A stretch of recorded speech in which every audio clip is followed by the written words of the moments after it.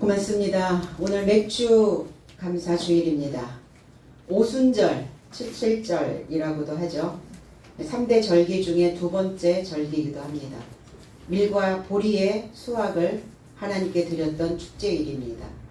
그래서 처음 보리를 벨 때부터 시작해서 수확을 끝마치는 약 7주가량의 전체 곡물을 수확하는 이 기간을 맥추절이다 이렇게 표현하고 있습니다.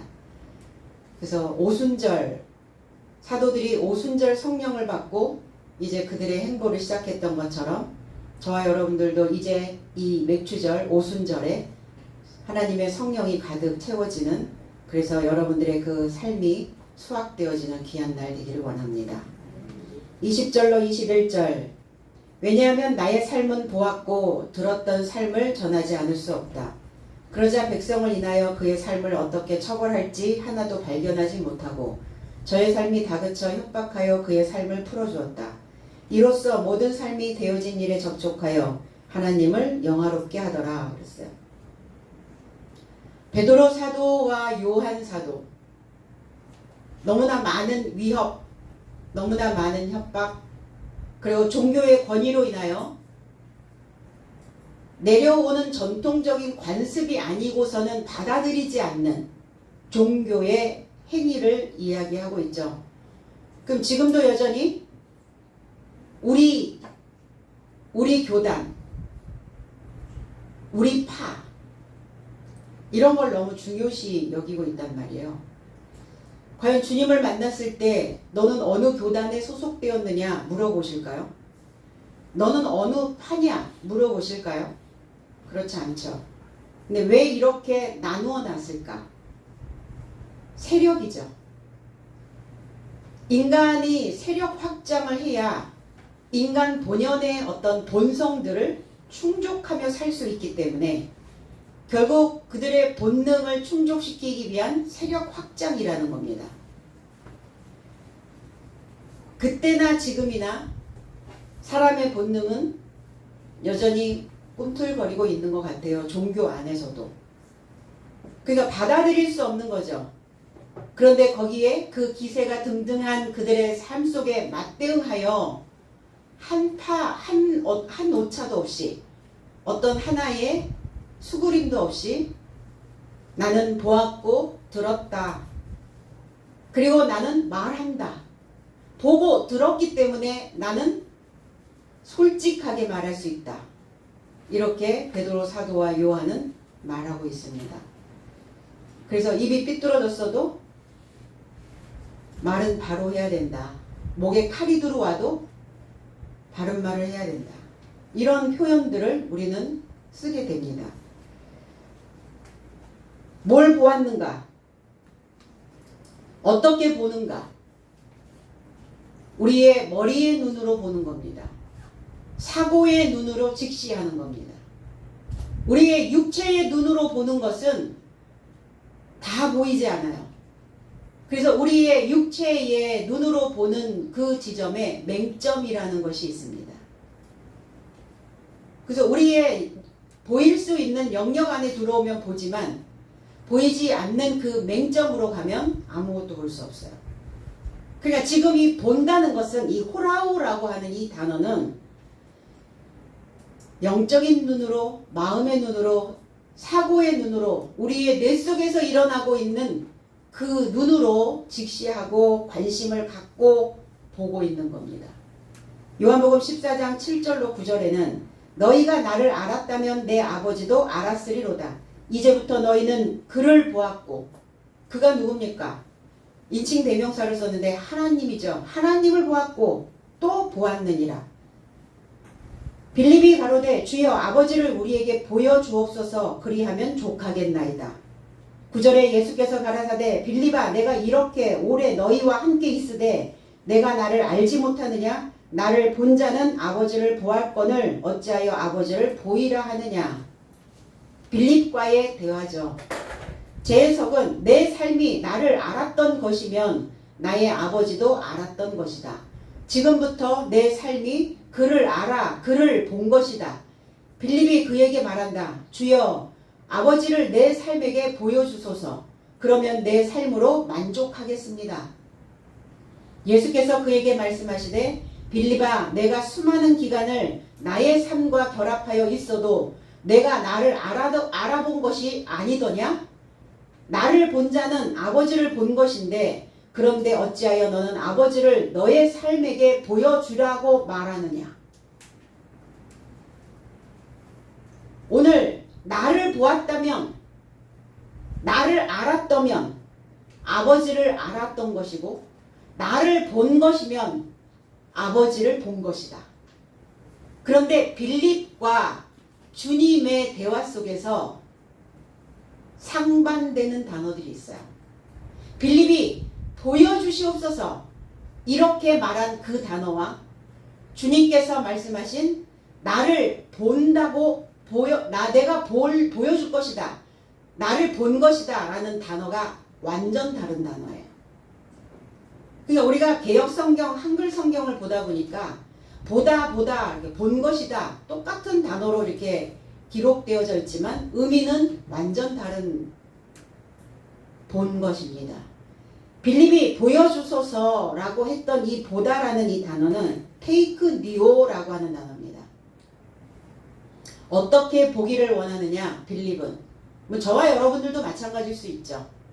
또 구약적 사고에 머물러 있는 자들도 마찬가지죠. 기도를 하면서 봤다 이렇게 말합니다. 내가 기도 중에 하나님을 봤어. 그 단어가 테이크니오라는 단어입니다.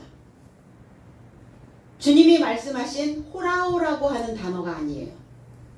이 테이크니오라고 하는 단어는 상징적으로 보이다. 그리고 견본, 표본, 모본, 그 다음에 모양. 그러니까 하나님을 아버지를 보고 싶은데 어떻게 보여달라고 요청하냐면 바깥에 있는 모양으로 보여주십시오. 우리의 육안으로 확인할 수 있도록 그 모양, 그 표본, 그 견본으로 보여주십시오. 빌립은 이렇게 요청하고 있습니다. 그런데 주님은 나를 본 자는 호라오라고 하는 단어거든요. 아버지를 본 것이다. 호라오. 어떻게 봐야 되느냐? 나를 어떻게 보고 있느냐 너희들은? 나를 어떻게 알아보고 있느냐? 주님의 겉모양은 흠모할 만한 모양이 아니라 이렇게 말했어요.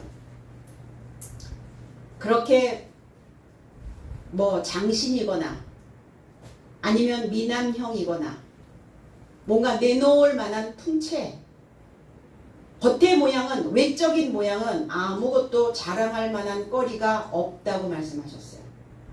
외모를 보지 않는다. 겉을 보지 않는다. 무엇을 본다? 속을 본다. 속사람을 보는 것이다.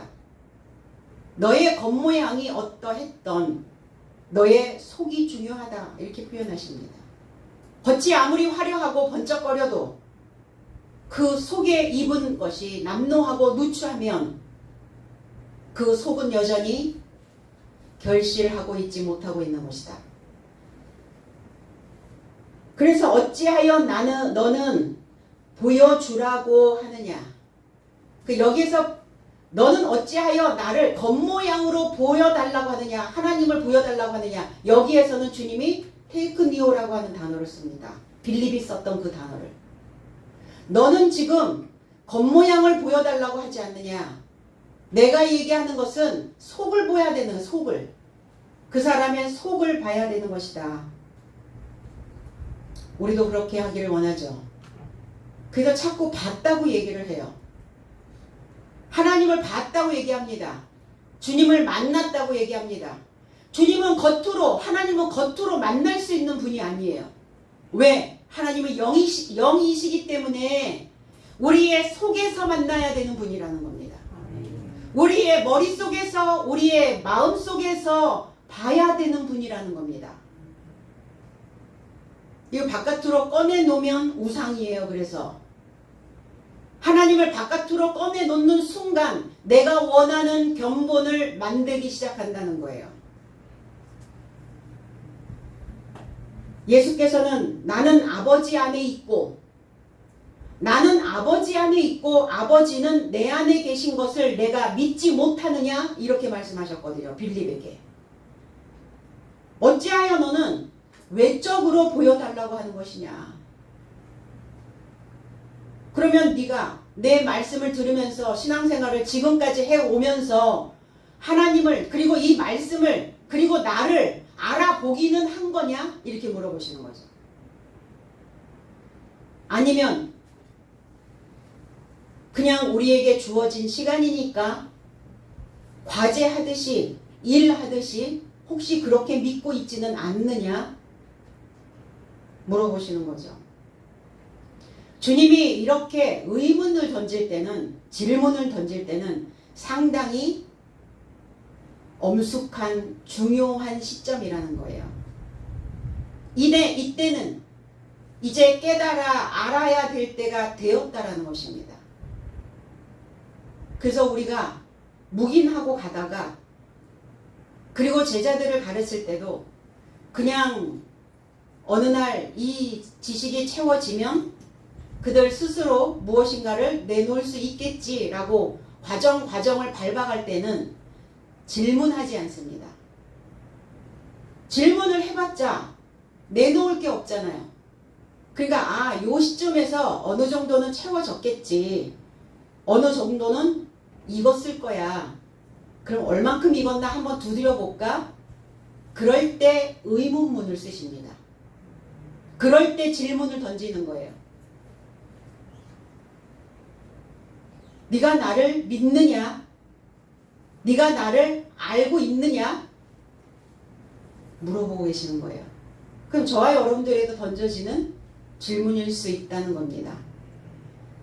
내 삶의 사역에서 그럼 주님을 어떻게 보여줄 수 있느냐?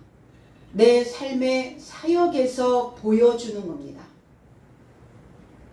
이해되어지고 깨달아진 해석된 이 삶을, 이 말씀을 내 자신 안에다가 넣어서 우리의 생각 깊은 곳에 박아 넣어놨다가 이것이 필요로 할 때 되면 이것을 꺼내어 보여주는 겁니다. 내가 이렇게 믿고 있다고. 내가 이렇게 알고 있다고. 하나님이 내 안에 계신 것을 나는 믿고 있다고. 이게 믿음이라는 거예요. 하나님 과연 내 안에 계시는 것을 그리고 하나님 안에 내가 있는 것을 믿느냐? 아니면 그런 개념조차도 없이 그냥 무엇인가 믿고 있다고 생각하며 믿고 있는가? 아니면 확실한 어떠한 것을 붙잡고 있는가? 내 자신으로부터. 그래서 주님은 이 해석된 말씀을 내 자신으로부터 보여주고 전하는 것이 아니다. 아버지 자신이 내 안에 거주하고 계시기 때문에 아버지의 삶을, 아버지의 사역의 삶을 나는 행하고 있는 것이다. 나는 매개체의 역할을 하는 것이다. 하나님과 너희들의 중간에서 어떤 매개체의 역할을 하고 있는 것이지 내 자의적으로 성경을 해석하거나 내 자의적인 판단으로 입을 열거나 내 생각 안에서 보여진 어떤 것을 내놓는 것이 절대로 아니다. 그럼 어떻게 해야 하냐? 말씀을 증거할 때 어떻게 해야 되느냐? 내 머릿속에 있는 것이 아니라 그것이 검증되어진 것이라면 그것을 보여줄 수 있어야 된다는 거예요. 사람들은 이렇게 물어볼 거예요. 얼마나 믿음이 있는지 한번 보여줘봐. 이렇게 얘기하죠. 얼마큼 잘하고 있는지 한번 보여봐. 보여달라고 얘기를 해요. 그럼 뭘 보여달라는 겁니까? 그 사람 삶에서 나오는 모든 것들을 보여달라고 하는 거예요. 베드로와 요한 사도 또한 자신의 사역의 삶에서 해석된 말씀이 깨달아지고 이해되어지고 그럼 우리가 이 해석된 말씀을 듣는 것만이 다 된 것이냐? 그렇진 않죠. 이 말씀이 들어가면 완전히 융해되어져야 돼요. 완전히 내 삶과 나의 이 머리에 고착되어져 있는 모든 고정된 생각들을 다 같이 녹여버려야 돼요. 그래서 온전히 하나가 되어진 그 덩이를 보여주고 있는 것입니다. 그러니 얼마나 자신감이 넘치겠어요. 얼마나 확신이 있는 메시지를 증거하겠냐는 거예요. 그럴지도 몰라. 그런가 하여? 그런 건 없어요. 그래서 그 말씀으로 그 안에 계신 그리스도를 보았기 때문에 분명한 예수 그리스도를 보여주고 있는 겁니다. 그리고 들었다. 아쿠오.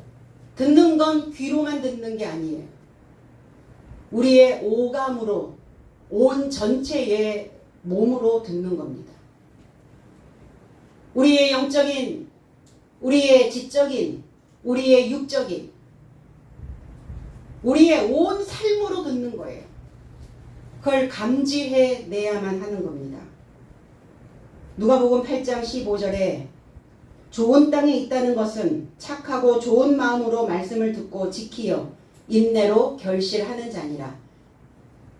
제 해석은 좋은 땅 안에 있는 자는 좋고 선한 마음 안에서 말씀을 듣는 삶이니 붙들고 인내 안에서 결실한다 그랬어요. 말씀을 듣는 삶이 좋은 땅 안에 있는 자라고요. 좋은 땅이 되어지려면 듣고 깨달아야 합니다. 아, 알았어. 그래, 알았다니까? 이건 깨달은 게 아니에요. 깨달았다는 것은 완전히 변형되는 겁니다. 완전 탈바꿈이에요. 완전 탈바꿈. 불완전 탈바꿈이 아니라 완전 탈바꿈. 예전의 내 모습은 찾아볼 수 없는 이 모습이 깨달아진 자의 모습입니다. 그 사람 오랜만에 만났는데 완전히 달라졌어. 그거예요. 완전히 달라진 모습. 옛것은 눈꼽만치도 없는 좋은 땅, 칼로스란 단어예요. 좋은 땅이 되어지려면 듣고 간절한 마음으로 그 말씀을 붙들어야 된다고요. 듣고 듣고 그냥 쏟아내는 것이 아니라 붙들고 있어야 된다고요. 내 안에 저장하셔야 된다고요.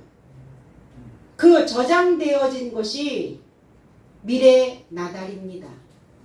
그게 알곡이에요. 없네.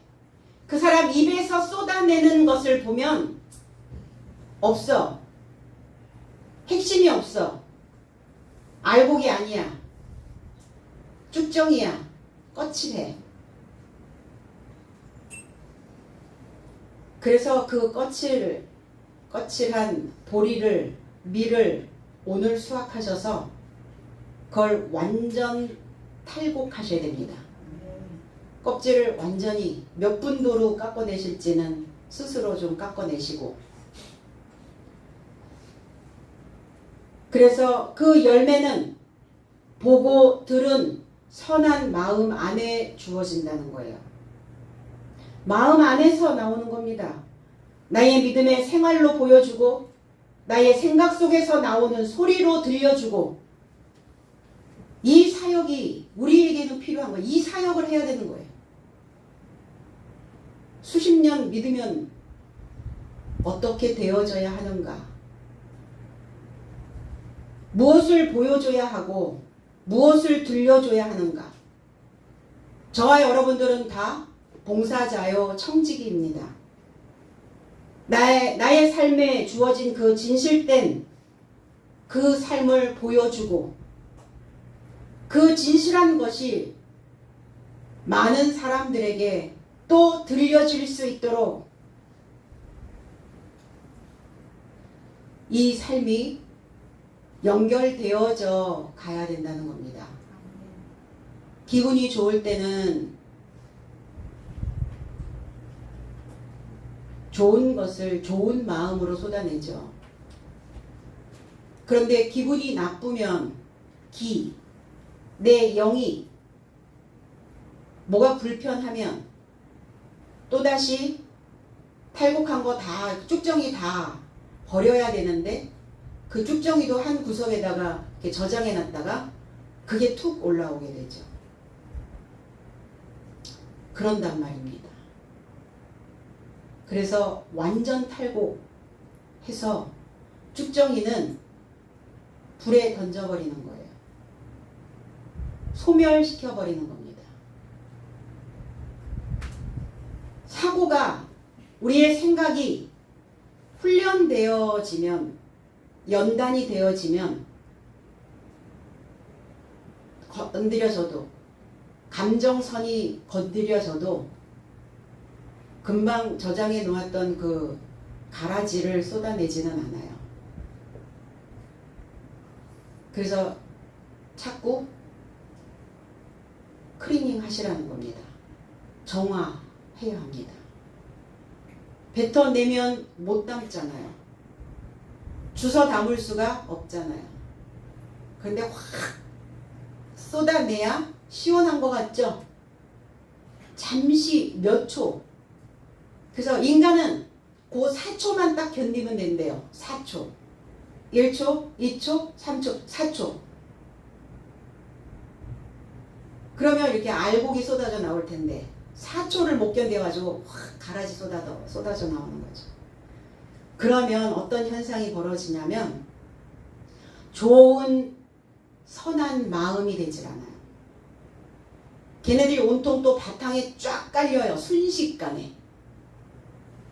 그래서 청소해놨는데 또 순식간에 바닥에 딱 깔려버리니까 또 불쾌해지기 시작하는 거죠. 그래서 건들면 또 올라오고 건들면 또 올라오고. 그래서 건드려 보는 겁니다. 왜 그렇게 던지실까? 왜 건드려질까? 네가 얼만큼 보여줄 수 있고 그동안 말씀을 들었다고 하니까 얼만큼 들은 것이 알곡으로 저장되어 있는지 한번 해볼까? 이러시는 거예요. 한번 볼까? 그러시는 거예요. 보여지죠? 금방. 그리고 들었던 거 그대로 반격으로 또 나오게 된다는 거예요. 그래서 자리행, 이타행 이라는 용어가 있어요. 뭐 불교 용어라고 하기는 하는데 꼭 뭐 불교 용어라고 불교에서만 씁니까? 기독교 용어라고 해서 기독교에서만 씁니까? 축복이라는 단어, 은혜라고 하는 단어, 감사라고 하는 단어, 영광이라는 단어, 영화라는 단어 이거 다 기독교 단어예요. 그럼 사람들이 기독교 아니니까 그 단어 안 씁니까? 그렇지는 않죠. 네. 자리행, 이타행 자신을 이롭게 하고 타인을 이롭게 할 수 있는 사람이 될 수 있어요. 그래서 들은 거, 본 거, 보고 들은 거 그럼 내 속에서 지금 뭐가 보이고 내 속에서 뭐가 들리는가 이거 너무 중요한 문제이기도 하죠. 그래서 나도 살고 너도 살게 하려면 보고 들은 나의 삶으로 그리스도 예수를 내놔야 된다는 겁니다. 그 결실이죠. 결실되지 않으면 내놓을 수가 없게 된다는 겁니다. 오늘 이 회당의 관원들이 베드로와 요한을 처벌할 것을 발견하지 못했다 그랬어요. 처벌, 형벌, 홀라조라고 하는 단어입니다. 무엇이 형벌인가, 무엇이 처벌인가 확 쪼그라들게 만드는 거예요. 위축시키다 이런 뜻을 가지고 있어요. 무엇이 나에게 형벌이라고요? 나를 쪼그라들게 만드는 거, 나를 위축시키는 거. 그 어떨 때 위축이 되죠? 당당하지 못할 때 위축되죠. 뭔가 잘못했을 때 사람들은 위축이 돼요. 누가 뭐라 하지 않는데 스스로 형벌을 받게 된다는 겁니다. 그래서 상대에게 위축을 주는 형벌. 그러나 복음을 전파하는 사역에 베드로 사도와 요한 사도는 결코 위축되지 않았다는 겁니다. 결코 자기 자신을 줄이지 않았다는 거예요. 마음의 사이즈가 시간이 지나면 조금 넓어져야 되죠. 아이들은 갓 태어나면 마음의 사이즈가 없어요. 그러니까 앙 이러면 빨리 뭔가를 해줘야 돼. 뭔가 빨리 해줘야 돼. 빨리 물려줘야 되고 뭔가 빨리 해줘야 되고. 근데 이제 시간이 지나면 나이를 먹어간다는 건 뭐냐면 마음의 사이즈를 넓혀간다는 거예요. 근데 형벌이 뭐냐면 시간이 지나면 지날수록 마음의 사이즈를 줄이는 사람이 있어요. 나 자신을 위축시키는 사람이 있어요. 그게 자신에게 주는 가혹한 처벌입니다. 넓혀야죠. 그래서 간도 좀 넓히시고 간이 콩알만하여지면 안 되거든요. 보편적으로 그냥 일반적으로 누구에게나 그냥 다 그렇지 뭐 이렇게 갈 수 있을 만한 삶을 산다거나 신앙생활을 한다거나 조직 안에 있거나 뭔가를 한다거나 그러면 넓힐 필요 없어요. 그냥 타고난 그 사이즈대로 그냥 이렇게 그냥 다소곳이 이렇게 그냥 살다가 가면 되거든요. 근데 우리는 일반적 신앙생활, 보편적 신앙생활, 우리 이 공동체 안에서도 마찬가지죠. 뭔가 이렇게 누군가에 의해 툭툭 알곡이냐 가라지냐 이거 뭘 보고 뭘 보여줄 것이고 뭘 들려줄 것인가 그거 확인 작업들 수시로 하거든요. 그러니까 넓혀져 있지 않으면 자꾸 고생을 시키는 거예요. 스스로 마음이 고생스러워. 넓혀져야 담을 수 있어요. 넓혀져야 많은 사람들이 오고 갈 수 있도록 길을 내줍니다.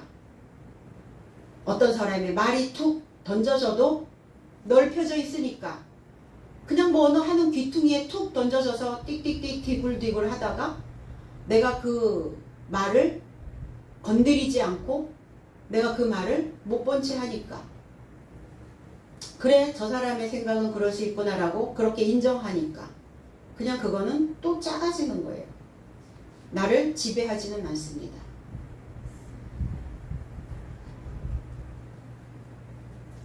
우리처럼 이렇게 늘 어떤 새로운 삶을 추구하고 그리고 새로운 어떤 버전을 만들어내기를 원하는 이러한 삶은 넓혀져야만 해요.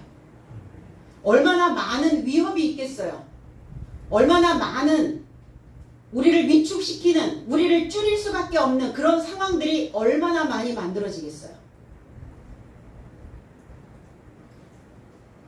우리가 던져주는 메시지를 들으려고 먹으려고 입으려고 하지 않습니다. 그럴지라도 내가 분명한 말을 전했다면 거기에 줄일 필요는 없다는 거예요. 마음을. 그래서 우리 이 신앙생활에 사력을 다하고 그리고 올바르게 알고 볼 수 있도록 많은 사람들에게 그리고 나 자신에게도 들려줄 수 있어야 됩니다. 당연히 풀려나겠죠. 위축되지 않고 위협당하지 않고 잘못된 것을 전하는 것이 아니고 내가 하는 말이 아니야. 내 사사로운 감정으로 쏟아내는 말이 아니야. 절대로. 그러니까 벌할 것이 없으니 풀려날 수밖에 없어요. 관습적인 신앙에 잡혀있지 않고 살아있는 말씀으로 가는 그 혁신의 길을 걸어 나온 겁니다. 그럼 우리도 이 시점에서 바꿔야 하지 않을까요? 과감하게 무엇을? 교회의 근본적인 것들을, 교회의 태폐적인 관습들을, 이런 관행을 과감하게 바꿔야 합니다. 다 소화불량 만들어가지고 말씀을 먹어도, 말씀을 보고, 말씀을 들어도 그게 소화가 안 되어 있는데도 성도들이, 신앙인들이, 그리스도인이라고 말하는 사람들이 다 소화불량에 얹혀 있는데 이거를 먹지도 못하게 만들고 있다는 거예요.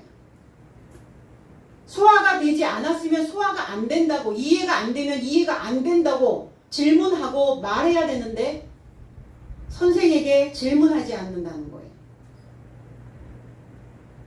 그러면 질문을 해야 선생님이 네 소화불량이구나, 이해 안 됐어? 걸려 있었어? 그래야 이해시키고 깨달을 수 있도록 가르칠 거 아닙니까? 먹지도 못하게 다 소화불량 만들어 놓은 이 한국 교회에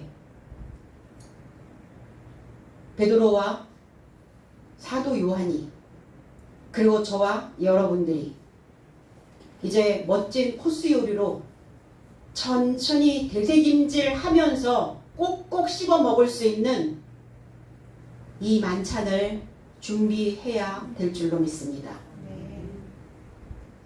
그래서 이 말씀을 꼭꼭 씹어 먹으며 함께 얘기 나누고, 이해되지 않았던 이런 부분들을 서로 나누고, 그래서 진정한 교회로 탈바꿈이 되어져야 합니다. 과연 우리 후손에게 어떤 신앙의 밥상을 차려줘야 되는지 우리의 생각이 정리돼야 될 줄로 믿습니다. 그래서 교회는 설교, 봉사, 이런 밥상이 행복한 밥상이 되어져야 돼요. 혼자의 입으로는 불가능하죠. 그래서 그 사도들이 함께 한 목소리로 외칠 때 그 힘은 거대해지고 웅장해지는 겁니다. 집단적 현명함. 코로나가 발생이 되면서 전 세계적으로 대한민국에 있는 사람들을 미국이나 유럽권에서 조롱을 했다고 해요. 왜? 너희들은 정부의 방침에 무조건 복종하고 순종하는 민족이다. 근데 그건 아니죠. 무조건 복종하고 순종하는 것이 아니라 무조건 마스크 다 써! 다 썼단 말이에요. 유럽은 어땠어요? 왜 우리의 자유를 박탈하느냐? 그러고 막 총 들고 나와가지고 이런 상황들이 벌어졌잖아요. 근데 저는 이 대한민국의 민도가 집단적 현명함을 가지고 있다고 생각을 합니다. 그건 어디로부터 왔을까? 그건 가르침으로부터 왔다고 생각이 들어요. 우리의 선조들의 가르침. 자신만 이기가 아니라 이타적 생각을 할 수 있는, 내가 다른 사람에게 전염을 감염을 시키는 그 상황이 벌어지지 않도록, 타인에게 해가 되지 않도록 이타행을 했다는 거죠. 교회도 집단입니다. 이 교회의 집단적 현명함이 발휘되어져야 될 시대가 되었다는 겁니다. 무엇을 보여줄 것인가? 무엇을 들려줄 것인가? 그래서 새겨보고 함께 살아남을 수 있도록 우리는 고르디우스의 매듭을 매듭의 한 가운데를 이제 풀어내야 합니다. 고르디우스의 매듭이라는 게 있는데 프리기아의 수도 고르디움이라고 하는 곳에 세워진 이 고르디우스의 전차에는 그 끝을 찾을 수가 없는 아주 복잡하게 막 이렇게 얽혀 있는 매듭이 있대요. 그러니까 완전히 그냥 끝과 끝이 있어야 그거를 풀 거 아닙니까? 실마리를 풀 거 아닙니까? 근데 완전히 끝을 찾을 수 없도록 완전히 엉켜서 그 매듭으로 멍에를 묶어 놓았는데 이 매듭을 풀 수 있는 자가 있는데 누구냐? 그 아시아를 정복한 자만이 이 고르디우스의 매듭을 풀 수 있다. 이렇게 이제 전해 내려오고 있었어요. 그런데 그 지역에 알렉산드로스라고 하는 대왕이 이 고르디움에서 이 전차를 보게 된 거죠. 그러니까 이 알렉산드리아 산드로스 이 대왕은 이제 성질이 좀 급했죠. 그냥 매듭을 그 칼로 그냥 딱 끊어버린 거예요. 그래서 고르디우스의 매듭을 잘라서 끝에 양끝을 찾아냈다고 해서 복잡한 어떤 문제를 담대한 방법으로 풀었다는 뜻을 지니고 있다고 해요. 고르디우스의 매듭. 자, 복잡하죠. 무슨 교냐, 장로교냐, 성결이냐, 침례냐, 뭐 기독, 뭐 장로냐, 뭐 교단이 많아요. 너무 많이 얽혀 있어요. 이 고르디우스의 매듭이에요. 끝도 찾아볼 수 없는 이 실마리를 어디서부터 이 종교의 실마리를 풀어야 될지 알지 못하는, 서로 다 잘났다고 하는 거죠. 우리에게만, 우리 교단에게만, 우리 교파에게만 주어진 특별한 어떤 것인 것처럼 이 복잡한 문제들을 오늘 베드로와 사도 요한이 그냥 칼로 잘라버리는 거예요.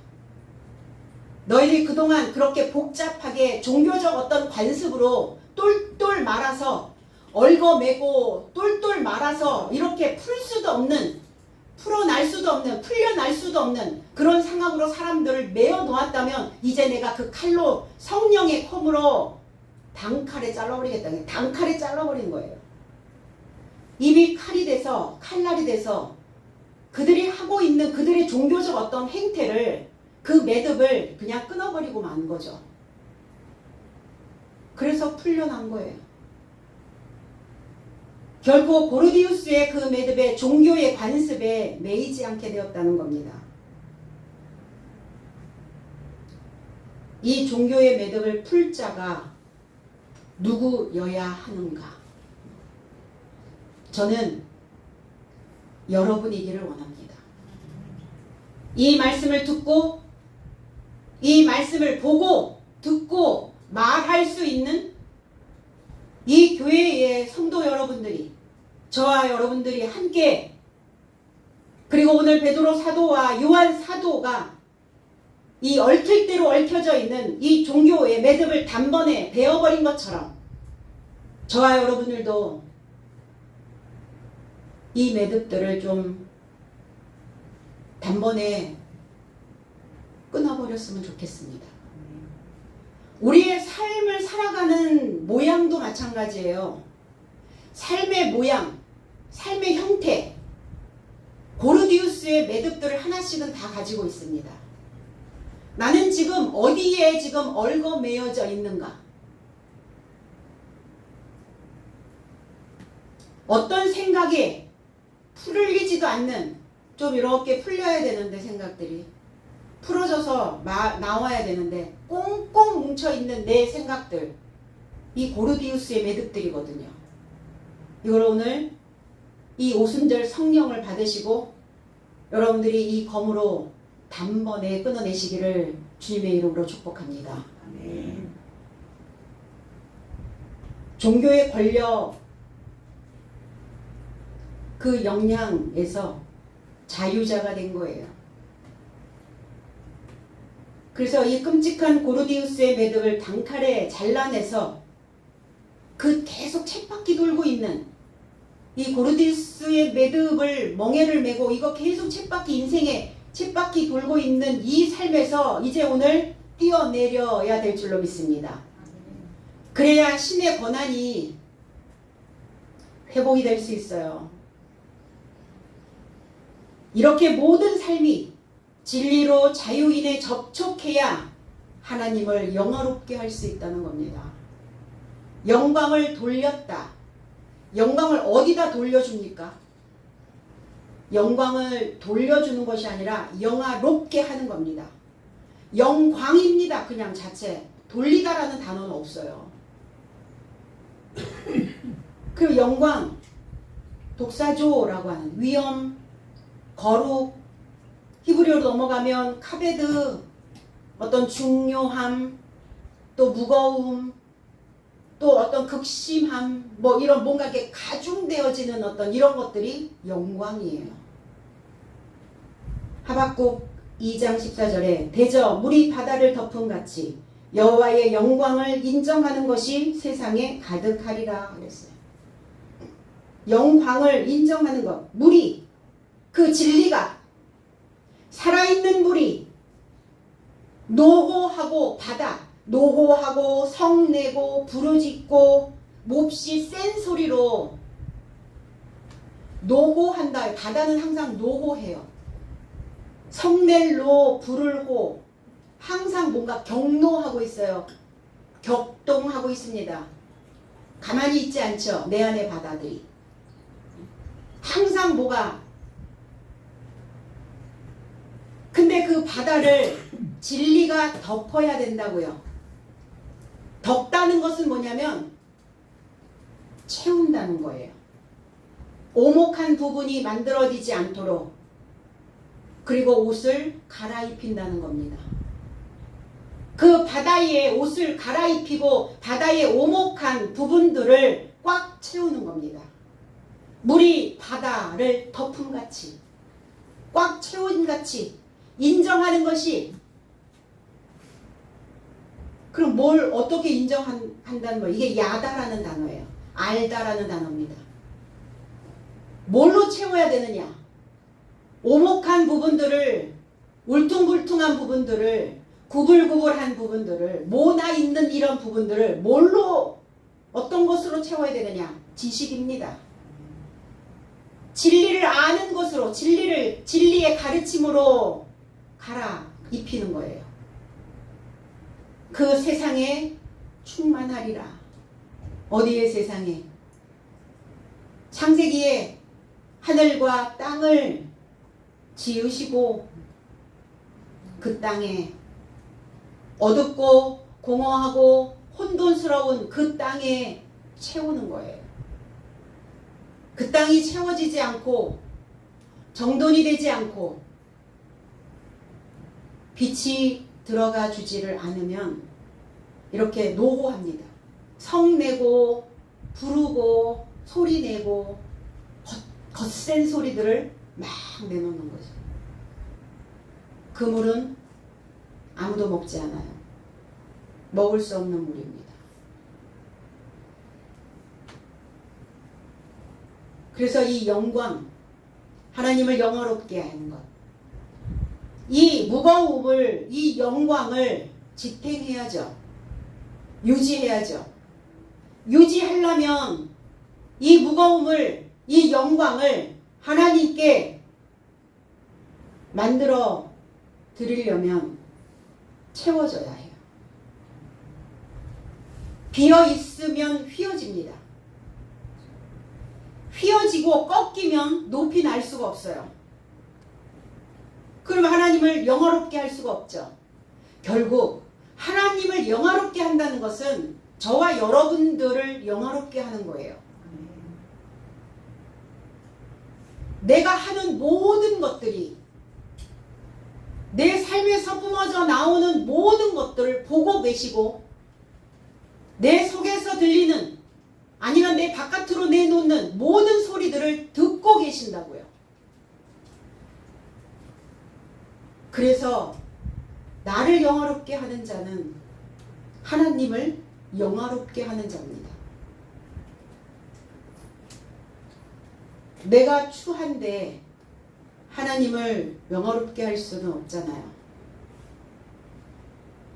그래서 고상한 높은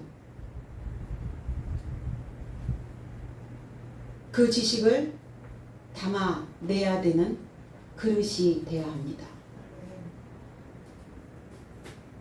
우리는 지금 배우고 또 배우고 또 배웁니다. 무겁죠? 무거운데 버거우면 안 돼요. 우리가 이 영광을 무겁기는 한데 끌고 가야지 끌려다니면 안 된다고요. 공부해야 되는데 공부를 내가 끌고 가야지 공부에 끌려다니면 안 돼요. 그래서 버거워지는 거예요. 내가 거기에 끌려다니니까. 끌고 가야죠, 내가. 그래서 무겁지만 높이 올라가서 아버지를 영화롭게 하는 겁니다. 22절 이 나음의 표적이 되었던 사람은 40세보다 많더라. 숫자가 나오죠, 성경은. 그리고 병든 사람들이 다 이렇게 나이를 이야기해요. 12해를 혈루증 앓고 있었던 38년 된 병자. 왜 이렇게 지금 40세보다 많더라. 41라는 말입니까? 이 병자가 지금 40대 고쯤에서 지금 병이 나가지고 41의 병이 나왔다는 그 소리가 아니라 병자들의 삶에 왜 이렇게 다 나이를, 횟수를, 연도를 이렇게 표기하고 있을까? 병들었다는 것은 죄인의 모습이라는 거죠. 부족한 자의 모습이에요. 오목한 것이 채워지지 않은 자의 모습을 병들었다 이렇게 표현합니다. 그런데 기간이 찬 거예요. 38년, 12, 그 기간이 찬 거예요.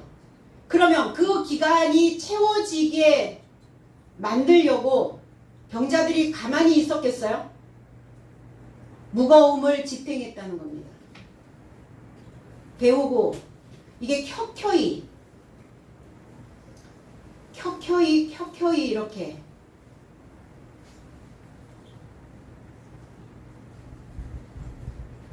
고르디우스의 매듭처럼 이렇게 막 얽혀있는 그 상황이 아니라 자 40 켜켜이 사라고 하는 의미는 사지를 쭉 뻗다. 어떨 때 사지를 쭉 뻗죠? 대자로 누웠어. 야 이제 좀 자유를 만끽하고자 할 때. 그리고 동침하다 이런 의미를 가지고 있어요. 동침하고 사지를 쭉 뻗는. 그리고 부유해지는. 그리고 탈바꿈되어지는. 10세 이 단어예요. 그럼 그동안 뭐 했겠어요? 고르디우스의 매듭에 얽히지 않고 종교의 관습에 잡히지 않고 뭔가 있을 텐데 다른 것을 추구했던 자들이었어요. 그 안에 있었으면 병들었는지도 모르겠죠. 그런데 나와 보니까 병들어 있는 것을 알게 된 거예요. 그러니까 하나님을 제대로 알고 하나님을 제대로 보고 하나님을 제대로 듣고자 그들의 삶에 이렇게 차곡차곡 이렇게 그들의 삶을 그들의 신앙을 쌓아놨던 거예요. 그래서 나이가 나오는 거예요. 헛된 나이가 아니었죠. 내가 지금 이 나이 올 때까지 뭐하고 살았나? 헛된 게 아니에요. 다 차곡차곡 하나하나 쌓아놓고 왔어요. 어떻게? 아코디온처럼 쭉 연결되어져 가지고 접었다 피면 내가 신앙 안에서 그동안 쭉 하나하나 칸칸이 만들면서 쌓아왔던 그 모든 것들이 쫙 펼쳐지는 거죠. 그러면서 소리를 쫙 내는 거예요. 너무나 아름다운 음률이 우리의 인생의 삶에서 나오게 되는 겁니다.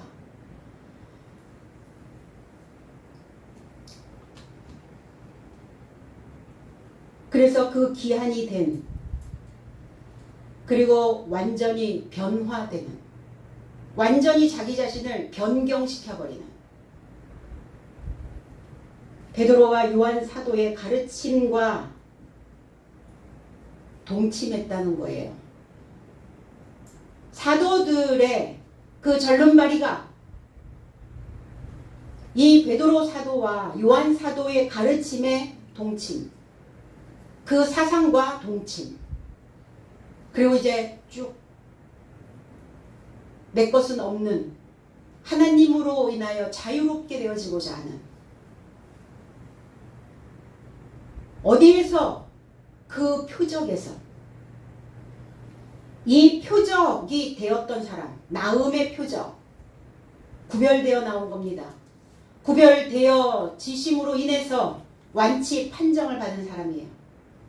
보고 들은 진리의 말씀이 하나님이시라면 어떤 자가 와서 위협하고 두렵게 하여도 우리는 우리의 입에서 바른 소리를, 복음을 전해야 된다는 겁니다.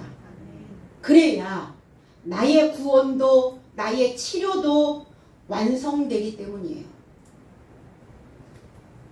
진리 안에서 재해석된 말씀으로 구별된 신앙인들이 얼마나 있을까요? 진리 안에서 이 해석된 말씀을 바르게 알고자, 배우고자 그 무거움을 감당하고 있는 신앙인들이 멸종 위기에 있다는 겁니다. 멸종 위기. 여러분들은 지금 멸종 위기종이 여기 와 계시네요. 그리고 국가적인 차원으로 멸종 위기종들은 보호하게 되어 있어요. 그럼 하나님이 이 멸종 위기종인 이 진리 안에 정말 무겁고 버겁고 공부는 왜 이렇게 많이 시키는 거야, 이 교회가? 응? 보호해 주시지 않겠냐고요.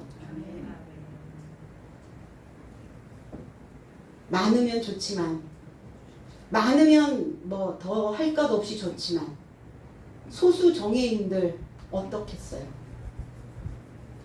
신앙의 엇박자라도 내가 조금 부족한데 소리 낼 수 있을까? 아니요. 엇박자라도 소리를 내야 합니다. 저와 여러분들이 가는 길에 주의 영광이 있기를 나사렛 그리스도 예수 안에서 축복드립니다. 기도드리겠습니다. 아버지 고맙습니다. 오늘 우리의 삶을 보호하여 주시고 지켜주시고 이끌어 주시고 여기에 있을 수 있는 은혜 주심을 감사드립니다. 오늘 이 맥주절이 하나님께 드려지는 결실된 우리의 삶이 될 수 있도록 주님께서 함께하여 주시고 우리의 신앙에 가는 이 여정 길에 주님이 항상 우리의 발과 우리의 생각과 동행하여 주셔서 우리의 구원과 우리의 치료가 완치 판정을 받는 완성된 작품이 되어줄 수 있도록 주께서 늘 인도하여 주시옵소서. 이곳에 있는 하나님의 귀한 종들을 기억하여 주시고 하나님이 무거움을 감당하고자 이 자리에 있사오니 이 무거움을 감당하고자 할 때마다 하나님의 영광으로 하나님을 영화롭게 하는 그 삶으로 충만하게 채워주시옵소서. 감사드리며 예수 그리스도의 이름으로 기도하옵나이다. 아멘.